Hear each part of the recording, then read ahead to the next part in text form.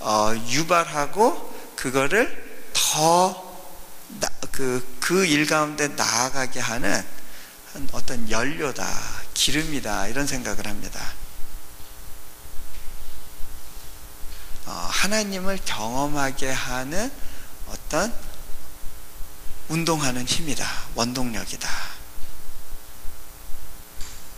자, 이렇게 말하면 무슨 말씀인지 잘 모르죠? 예, 일단 제가 오늘 말씀 본문 내용들을 가지고 일단 믿음이 뭔지에 대해서, 제가 경험한 믿음에 대해서 좀 함께 나눠보고자 합니다.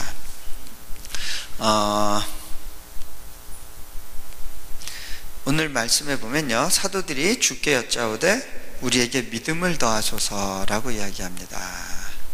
믿음을 더하소서.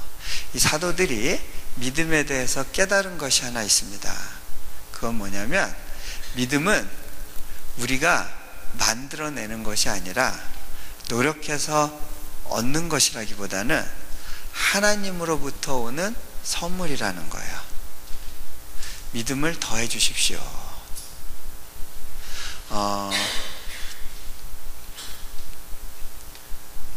제가 이것을 깨닫는데 좀 시간이 필요했던 것 같아요. 저희 집은요, 제가 좀 재밌는 환경에서 자랐는데, 저희 할아버지는 독실한 원불교 신자셨습니다. 원불교 경전을 다 일어로 번역할 정도로 원불교 내에서는 공헌도도 있고 참 알려진 분이셨습니다.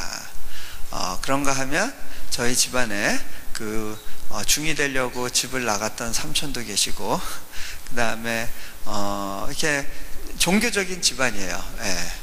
근데 특별히 그 원불교와 유교적인 전통이 굉장히 강했습니다. 반면에 저희 어머니는 어려서부터 교회를 다니셨어요. 그런데 어떻게 하다가 원불교 집안에 시집을 오시게 됐습니다.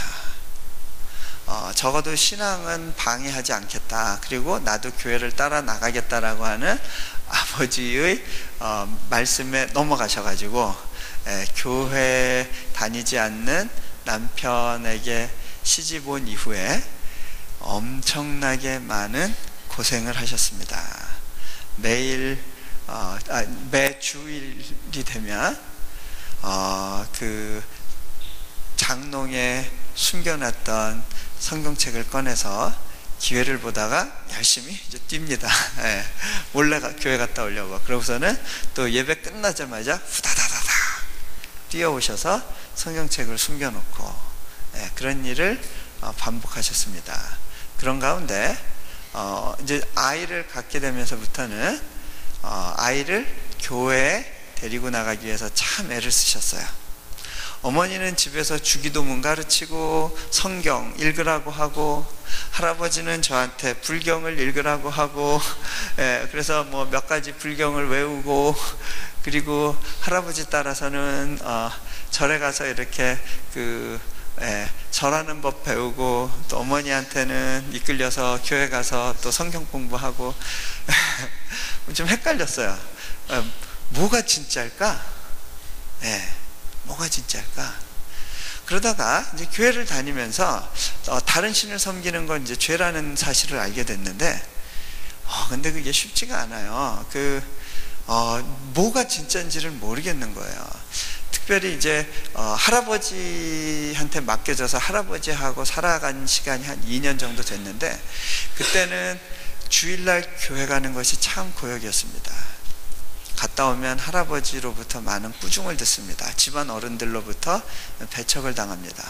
교회 다닌다는 이유만으로 다른 동생들은 사탕을 먹어도 저는 사탕을 먹을 수 없는 그런 경우들이 많았습니다. 한 번은 동네 교회에서 우리 전도하러 나가자, 동네 전도하러 나가자 그러고 북치면서 막 앞장서서 전도사님이 애들 데리고 나가는데, 저는 못 모르고 거기 꼈다가 아뿔싸차 싶었어요. 내가 여기 따라서 행진하다가 우리 집안 어른들 뵈면 집안 어른들이 저 미친 녀석 소리 하실까봐 그게 너무 두려운 거예요. 고개를 푹 숙이고 혹시 누가 날 보면 어떡하나 하면서 숨어서 따라갔던 기억이 있어요. 그러면서 나한테 믿음이 없구나, 내가 하나님을 자랑스럽게 생각하지 못하는구나, 내가 믿는 것에 대해서 내 안에 확신이 없구나라는 걸 깨달았어요.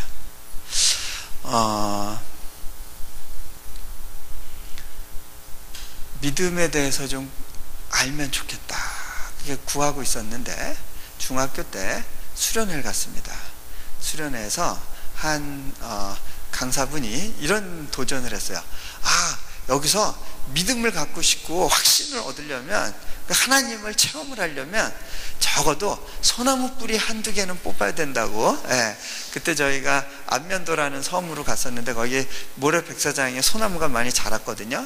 소나무 뿌리 잡고 기도하다가 그 간절함으로 기도하다 소나무 이렇게 뽑을 정도가 돼야 좀 뭔가 이렇게 뭐 하나 얻는다는 거죠.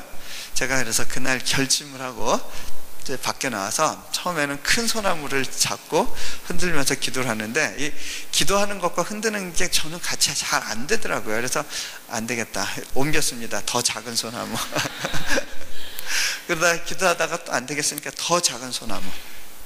근데요, 소나무는 계속 작아져도 이게 뽑히는 건 쉽지 않았어요. 나중에 너무 이제 시간은 별로 없고 화가 나가지고 울면서, 하나님, 이 소나무 안 뽑혀요, 안 뽑혀요.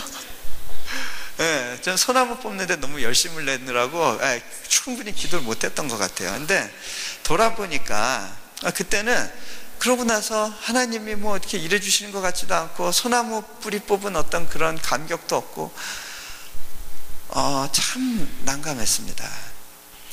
나중에 오랜 시간이 지나서야 그렇게 해서 믿음이 오는 것만은 아니라는, 물론 그런 열심 있는 기도는 필요하지만 그것이 믿음을 불러일으키는 1차적인 요인이 아니라는 것을 이제 알게 됩니다. 우리가 때로는 믿음을 부추기기 위해서 믿습니다, 믿습니다, 믿습니다, 믿습니다, 믿습니다, 믿습니다, 뭔가 의심이 나오려고 그러면 믿습니다, 믿습니다, 믿습니다. 그런데요, 그렇다고 해서 믿음이 생기는 게 아니더라고요. 이건 위로부터 오는 선물이에요. 그리고요, 저는요, 성경 공부를 열심히 하면 믿음이 팍팍 생기는 줄 알았어요. 성경 공부는 정말 중요합니다. 그런데요, 성경 공부를 한다고 해서 믿음이 바로 생기는 건 아닐 수 있어요. 제가 어느 한국의 훈련을 강조하는 어느 교회 가서 말씀을 전할 때 새벽 예배를 드리는데, 하나님께서 그날 저한테 주셨던 말씀이 훈련으로 사람이 바뀌는 게 아니다라는 거였어요. 근데 설마 이거 하나님 저 그 교회에서 설교 중에 하라시는 건 아니겠죠? 그러고 애써 잊어버리려고 했는데 그날 밤에 제가요, 말씀하고 씨름하는 꿈을 꾸는 거예요. 밤새. 그런데 새벽녘에 에스겔서가 생각났어요. 인자야, 네가 이걸 전하면 너한테는 화가 없지만 그런 그 말씀 있죠? 그 말씀이 오는 바람에 제가 할 수 없이 그 말씀 들고 강단에 섰다가 맨 마지막 기도 때 그 이야기를 잠시 던졌는데 막 여기저기서 통곡이 터져 나왔어요. 물론 훈련은 너무 중요한 겁니다. 그런데 우리가 자칫 훈련으로 사람이 바뀔 수 있다라고 착각하는 경우가 있습니다. 훈련을 통해서는요, 우리가 죄를 인지할 수가 없고요, 회개로 이어지기가 참 쉽지 않아요. 그러니까 어떤 종류의 훈련이냐에 따라 다르죠. 제가 말씀드리는 건, 그러니까 이지적인 부분들을 계속 자극하는 것 있죠. 그러니까 우리가 자칫하면 믿음, 그럴 때 소위 교리 공부 내지는 신앙 고백을 믿음이라고 오해하는 경우들도 있어요. 근데 그건 아닌 것 같아요. 자,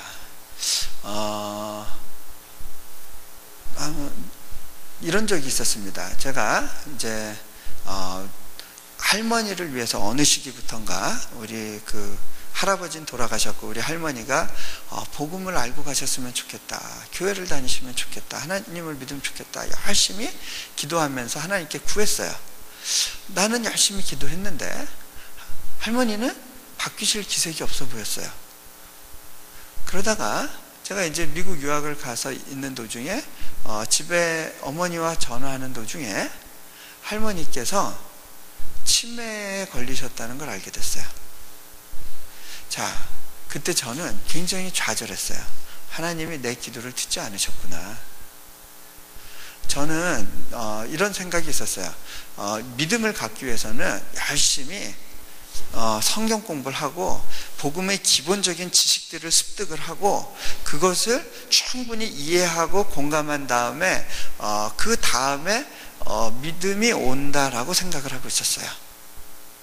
그래서 야, 어린애기들은 어떡하냐, 늙은 할머니는 어떡하냐 그러고 있었는데 할머니가 이제 치매에 걸리셨다는 이야기를 듣고 더 이상 이성적인 활동을 하실 수가 없으니까 이제 할머니는 구원의 기회를 잊어버리셨나 보다. 마음이 너무 안타까웠어요. 그런데 어느 날, 그래서 어느 정도였냐면요, 치매의 정도가 제가 할머니한테 전화를 하면 제가 친손주인데 저한테 댁이 뉘시오? 그런 사람 몰라요. 집에 전화 받고 줄 사람 없네요. 그러시기만 하는 거예요. 이제 더 이상 가망이 없다 느꼈는데 어른은 언젠가 한 번은 한국에 전화를 했는데 어머니가 전화를 받으시면서 이런 이야기를 하십니다. 예, 할머니가 교회 다니시기 시작했다. 저는요, 그냥 할머니가 나이 드셔서 좀 마음이 좀 바뀌셨나 보다 했어요.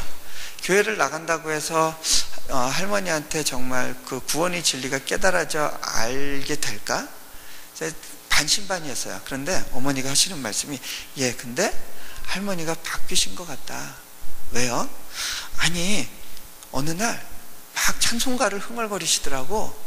예, 근데요, 어머니가 모르시는 찬송가래요. 평생 그 신앙생활을 하셨던 어머니가 모르시는 찬송이라 찬송가에는 없는 거라고 생각했는데 어느 날 그 흥얼거리시는 가사를 가지고 찬송을 찾아보니까 찬송가 책에 있는 찬송이더래요.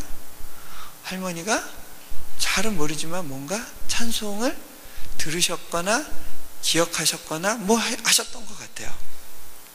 요즘은 잘 불리우지 않는 찬양이에요. 그리고 어느 날 어머니가 이제 교회 갔다가 교회 일이 늦게 끝나서 허겁지겁 집으로 돌아오셨대요. 식사 때가 훨씬 지나서 이제 어머니 걱정하시겠다 그러고 들어오셔서 할머니를 찾았어요. 어머니 괜찮으세요? 좀 평안하세요? 아유, 죄송해요. 제가 너무 늦었어요. 지금 밥 해드릴게요. 외로우셨죠? 무섭지 않으셨어요? 그랬더니 할머니가 이런 말씀을 하시더래요. 예, 무섭긴 뭐가 무섭니? 나 외롭지 않았다. 예수 선생하고 함께 있는데 뭐가 두렵니? 예, 저희 할머니가 그런 분이 아니었거든요. 그런데 뭔지 모르지만 할머니가 예수님을 만나셨고 그로 인해서 변화가 일어났다는 거예요. 우리는 그 과정을 이해하지 못해요. 다 알지 못해요. 왜냐하면 할머니가 말씀하시지 않았으니까. 그리고 또 그렇게 몇 년 지내시다가 교회를 다니시고 이제 도저히 교회도 갈 수 없는 상황이 되시니까 이제 집에서 어머니와 같이 예배를 드리시다가 하늘나라를 가셨는데 너무 편안한 모습으로 숨을 거두셨다는 이야기를 들었습니다.